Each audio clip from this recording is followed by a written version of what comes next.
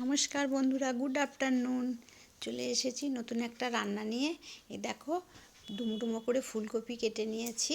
তো ফুলকপিটাকে আমি একটু আলাদা রকমভাবে রান্না করব। শীতকালে যখন একঘেয়েমি ফুলকপি হয়ে যায়, তখন কিন্তু ফুলকপিটাকে একটু আলাদা করে রান্না করলে খুবই ভালো লাগে খেতে। এই দেখো, ফুলকপিটাকে আমি ডুমো ডুমো করে কাটার পরে পেঁয়াজটাকে একদম পেস্ট করে নিয়েছি মিক্সিতে। পেঁয়াজটা পেস্ট হয়ে গিয়েছে। আর ফুলকপিটাকে কিন্তু আমি একটু জল দিয়ে ভাপ দিয়ে নিয়েছি। এই দেখো, এবারে এর মধ্যে আমি পেঁয়াজের পেস্টটা দিয়ে দিলাম। তারপরে দিলাম আদা বাটা। ফুলকপিটাকে কিন্তু আমি ভাজবো না, একদম অন্য রকমভাবে রান্না করব। তো তোমরা এরকমভাবে রান্না করো কি না জানিও। এরকমভাবে রান্না করলে কিন্তু ভীষণ ভালো লাগে। দিলাম একটু জিরে গুঁড়ো। তো আদা বাটা, পেঁয়াজ আর জিরে গুঁড়ো দিয়ে হলুদ দিলাম। হলুদ হলুদ দিলাম রঙের জন্য। তারপরে দিয়ে দিলাম পরিমাণ মতো নুন। নুন তো দিতেই হবে। তারপরে দিলাম পরিমাণ মতো চিনি।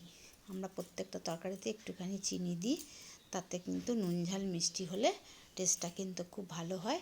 এবারে দিলাম কাশ্মীরি লঙ্কার গুঁড়ো। কাশ্মীরি লঙ্কার গুঁড়োটা দিলাম রঙের জন্য। এবারে কিন্তু আমি কাঁচা লঙ্কা দেবো, কারণ কাঁচা লঙ্কা দিলে ঝালটা হবে। এবার টমেটোটাকে আমি পেস্ট করিনি, টমেটোটা পেস্টও করা যায়, যেহেতু টমেটোটা খুবই নরম ছিল সেই জন্য কিন্তু টমেটোটাকে আমি একদম হাত দিয়ে পেস্ট করে দিলাম। তাতে কিন্তু টমেটোটা মোটামুটি গলে যাবে। আবার টমেটোটাকে কুড়েও অনেকে দেয়, আমি কিন্তু কুড়ে দিইনি। এরকমভাবেই টমেটোটাকে আমি হাত দিয়ে চটকে নিলাম। চটকে নেওয়ার পরে আমি এবার এর মধ্যে দিলাম কাঁচা তেল। এবারে আর একটু টমেটো বেশি করে দিতে হবে এটার মধ্যে, কারণ জিনিসটা কিন্তু একটুখানি টক টক হবে। তো আরেকটা টমেটো নিয়ে নিলাম, নিয়ে এটাকে আমি ভালো করে টমেটোটাকে একদম হাত দিয়ে চটকে নিলাম। আর দিলাম কাঁচা তেল। তো ফুলকপি রান্না করলে যেমন তেল লাগে, আর এই রান্নাটা কিন্তু কাঁচাভাবে করলে সেরকম তেলটাও লাগে না, কারণ ফুলকপিতে প্রচুর তেল খায় তোমরা জানো। অতটা তেল দিয়ে রান্না না করলে ফুলকপিটা একটু ট্যাস ট্যাস হয়, ভালো লাগে না। আর সামান্য অল্প তেল কড়াইয়ে নিয়েছি, এটা না নিলেও চলে। আমি কেন নিয়েছি, কারণ রসুনটাকে আমি ফোড়ন দেবো বলে কিন্তু এটা আমি নিয়েছি। এবার রসুনটাকে, যেহেতু কাঁচা রসুনটা মাখাবো না, সেই জন্য রসুনটা ভাজার জন্য আমি খুব সামান্য পরিমাণে তেলটা আমি নিয়ে রসুনটাকে একদম এর মধ্যে একটুখানি করে ফ্রাই করে নেওয়ার জন্য নিয়েছি। তারপরে এই ফুলকপির মধ্যে সমস্ত কিছু আমি মাখিয়ে নিয়েছি। কাঁচা তেল তো মাখানোই আছে, তাই এখানে তেলের আমার দরকার নেই। এমনি ফুলকপি রান্না করলে যার তেল লাগে তার থেকে কম তেলই কিন্তু এখানে লাগবে। তো আমি এবার ভালো করে মাখিয়ে নিয়ে মিশ্রণটা আমি এবার এর মধ্যে ঢেলে দিলাম। এর মধ্যে কিন্তু সব কিছু মশলা আমার মোটামুটি মাখানোই আছে।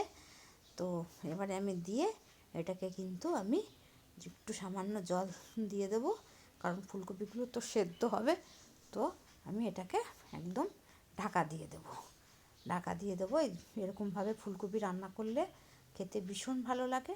আর বড় ফুলকপি যদি হয় তবে সেটা কিন্তু আরও ভালো হয়। আমার ফুলকপিগুলো অত বড় ছিল না, একটু সাধারণ মাপের ছিল। তো যাই হোক, এবার আমি এটাকে ঢাকা দিয়ে দিলাম। এই দেখো, ঢাকাটা খুলে আমি এগুলো মোটামুটি একটুখানি উল্টে নেব। এক পিঠটা মোটামুটি উল্টো নিলে তাহলে ফুলকপিটা কিন্তু মোটামুটি সেদ্ধ হয়ে যাবে। এখানে এই তরকারিটাতে আমি কোনো রকম আলু ফালু দিই না। এই দেখো,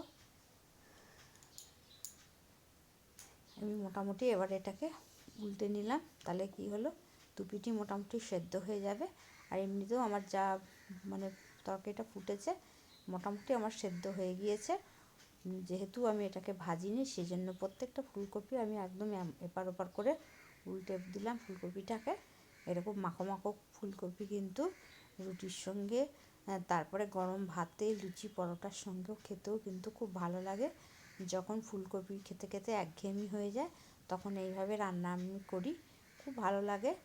তো তোমরাও যারা করো তাদের আলাদা ব্যাপার, যারা করো না তারা এরকমভাবে রান্নাটা করবে, দেখবে রান্নাটা তাড়াতাড়িও হবে, আবার খেতেও খুব সুন্দর লাগে। হ্যাঁ, এবার ওপরে আমি একদম কাঁচা লঙ্কা ভেঙে ভেঙে, এমনি দুটো কাঁচা লঙ্কা দিয়েছি, আরও কিন্তু এমনি মোটা কাঁচা লঙ্কা আমি একটু ভেঙে ভেঙে এর মধ্যে দিয়ে দিলাম। এই দেখো, টাটা, বাই বাই।